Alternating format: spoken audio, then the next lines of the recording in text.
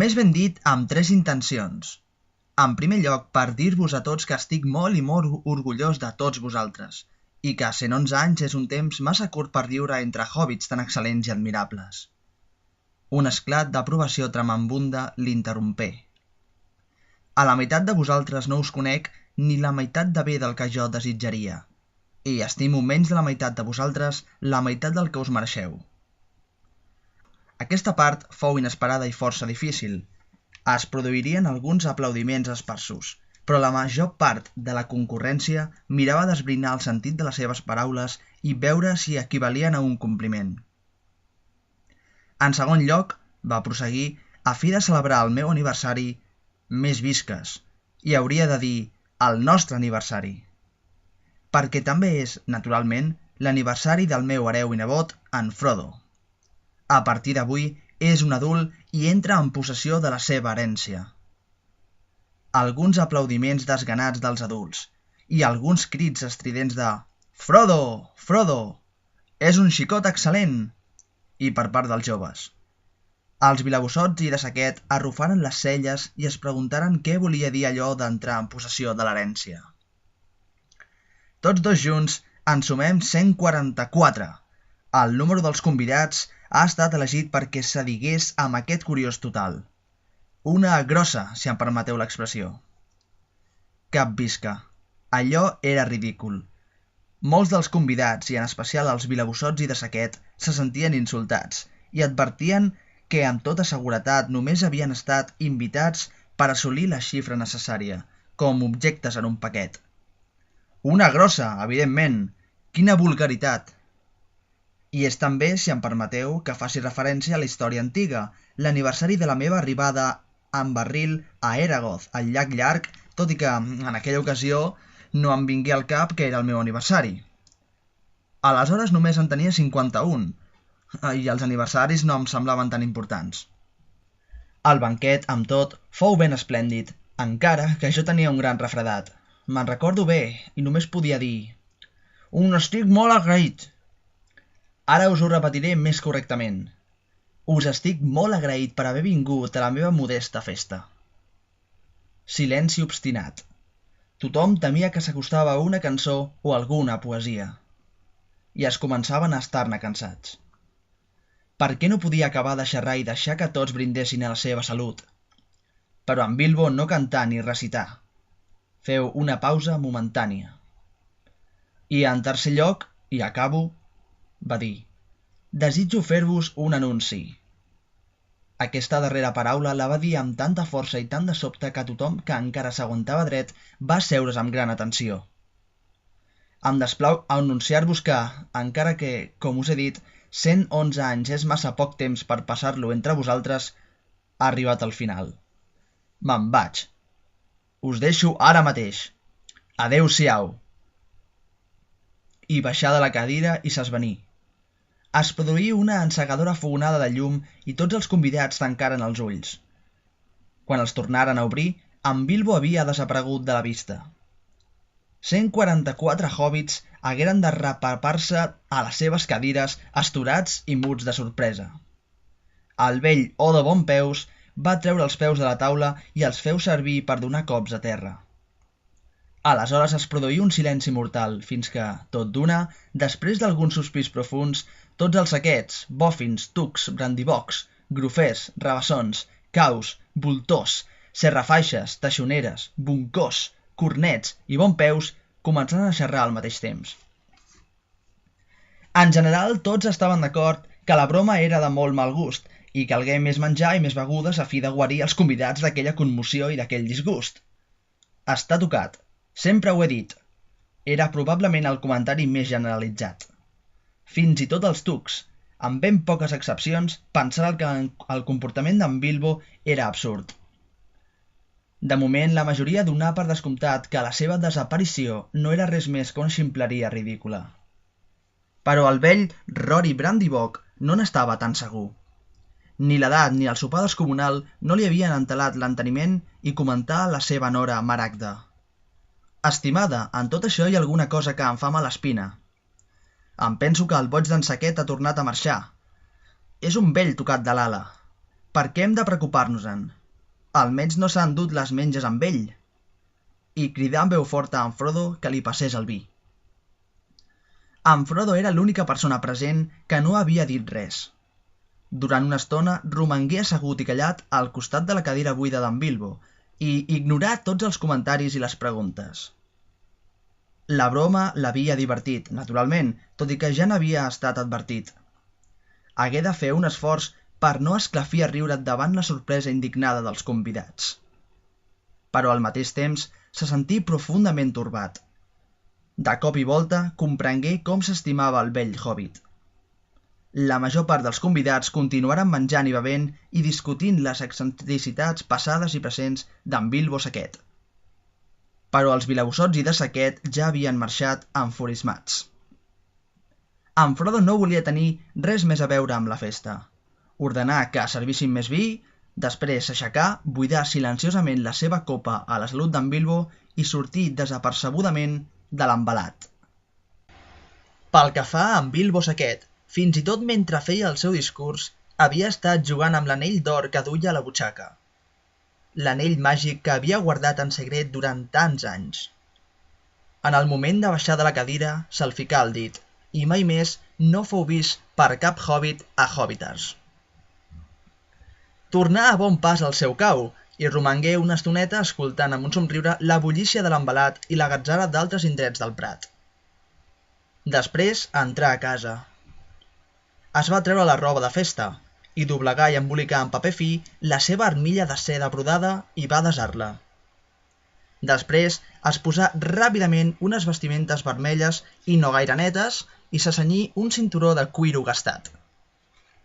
I penjà una espaseta enfundada en una beina de cuiro negrenc i desgastat.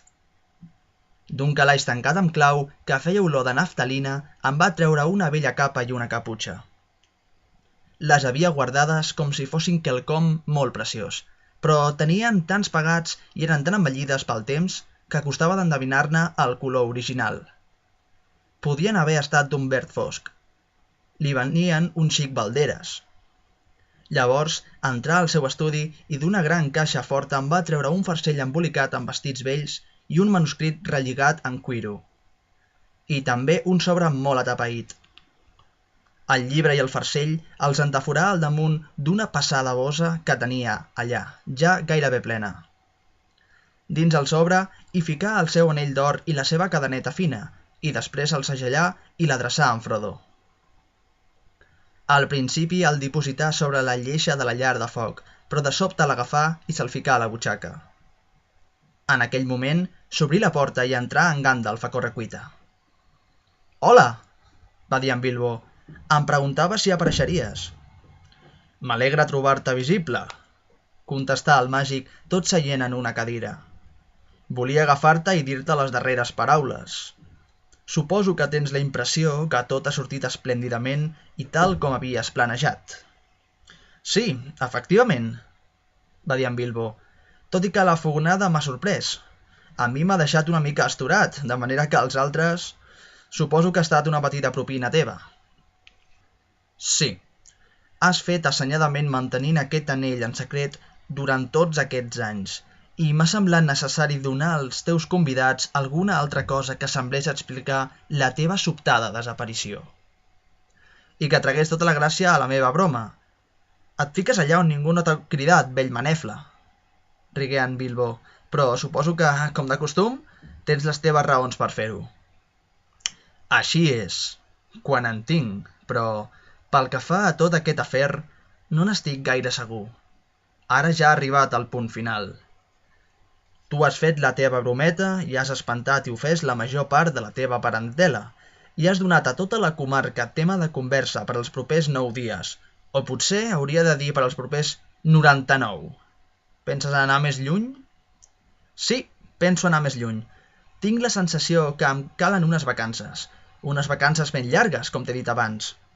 Probablement unes vacances permanents. Crec que ja no tornaré mai més. De fet, la meva intenció és no tornar, i ja ho he deixat tot enllestit. Gandalf, sóc vell. No ho semblo, però ho començo a sentir al fons de tot del cor. Ben conservat, per això sí que és rai. Va esbufegar. Mira, em sento prim com un paper de fumar, com si estigués tibat al màxim, si entens el que vull dir. Com mantega que ha estat escampada sobre una llesca de pa massa gran. Això no pot anar. Necessito un canvi. O alguna cosa.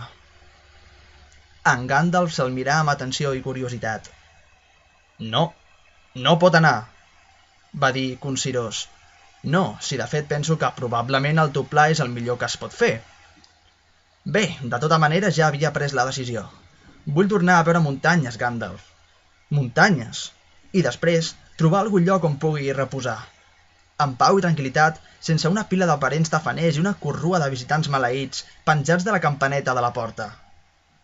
Potser trobaré algun lloc on pugui acabar el meu llibre. Tinc pensat un final molt bonic. I va viure feliç sempre més, fins a la fi dels seus dies. En Gandalf esclafí a riure. Espero que sigui cert. El llibre, però, no el llegirà ningú, de manera que tant se val com acabi. Vés a saber, potser el llegiran en anys venidors. En Frodo ja n'ha llegit una part, fins allà on arriba. Gandalf, oi que faràs un cop d'ull en Frodo? Sí, 2 cops d'ull, sempre que els pugui dedicar a vigilar-lo. Naturalment, si li ho demanava vindria amb mi. La veritat és que ja m'ho ha ofert una vegada, poc abans de la festa, però no vol venir de debò, no encara. Vull tornar a veure les terres salvatges abans de morir, i les muntanyes, però ell encara està enamorat de la comarca, dels seus boscos i camps i rierols. Aquí s'hauria de sentir a gust. Li ho deixo tot, naturalment, a excepció d'algunes rampoines. Espero que sigui feliç, quan s'acostumi a viure tot sol. Ja comença a ser hora que decideixi per ell mateix. Tot? Preguntà en Gandalf. L'anell també? Això vas acceptar-ho, te'n recordes? Bé, de llonces, sí, suposo que sí, va balbucejar en Bilbo. On és? Dins un sobre, si ho vols saber, va dir en Bilbo impacient. Allí, damunt la lleixa de la llar de foc. Ep, no! El tinc aquí, a la butxaca. I dubtà. No et sembla una cosa rara? Va dir en veu baixa per si mateix. Però, al capdavall, per què no? Per què no el puc deixar aquí? En Gandalf tornà a mirar en Bilbo amb gran duresa i en els seus ulls resplendí un centelleig. Crec, Bilbo, va dir pausadament, que l'hauries de deixar. No t'estimes més deixar-lo? Doncs sí i no. Si em permets dir-ho, ara que ha arribat el moment, no m'agrada gens la idea d'abandonar-lo. I no acabo de veure per què he de fer-ho. Per què vols que el deixi? Preguntà i en la seva veu es produí un canvi curiós. Havia esdevingut tallant, plena de sospita i d'enuig. Sempre m'estàs empipant a propòsit del meu anell, però mai no m'has dit res de les altres coses que vaig obtenir en el viatge. No, però havia d'empipar-te, digué en Gandalf. Volia la veritat. Era important. Els anells màgics són... bé, són màgics. I són objectes rars i curiosos. Pots dir que estava professionalment interessat pel teu anell. I encara hi estic. Si penses tornar a voltar pel món, m'agradaria saber on para. I també penso que tu ja l'has tingut prou temps. Si no vaig molt errat de comptes, ja no el necessitaràs més, Bilbo. En Bilbo envermellí i en els seus ulls s'encengué una llum irada. El seu rostre amable esdevingué ferreny. Per què no? Cridà. I a més, es pot saber què hi tens a veure tu amb les meves coses? És meu, el vaig trobar jo.